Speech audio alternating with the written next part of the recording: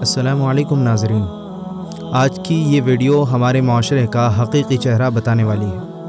جی ہاں دوستو، یہ ایک مسجد کی ویڈیو ہے جہاں پر بہت سارے غیر مسلم لوگ پانی کی بوتلیں لیے کھڑے نظر آ رہے ہیں۔ قرآن کی دعاؤں پر یقین رکھتے ہوئے یہ لوگ اپنی اپنی پانی کی بوتلوں میں مولانا صاحب سے دم کروانے کے لیے کھڑے ہو کر انتظار کر رہے ہیں۔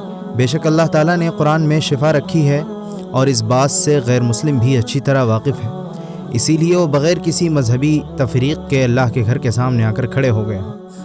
ہمارے ملک کی اصل سچائی یہی ہے کہ یہاں کے لوگ اپنے دلوں کو مذہبی بھید بھاؤ اور ذاتی واد جیسی چیزوں سے دور رکھ کر اتحاد اور بھائی چارگی کے ساتھ رہتے ہیں، لیکن کچھ لوگ اس کو ہضم نہیں کر پاتے، اس وجہ سے وہ ماحول کو خراب کرنے کی کوشش کرتے ہیں۔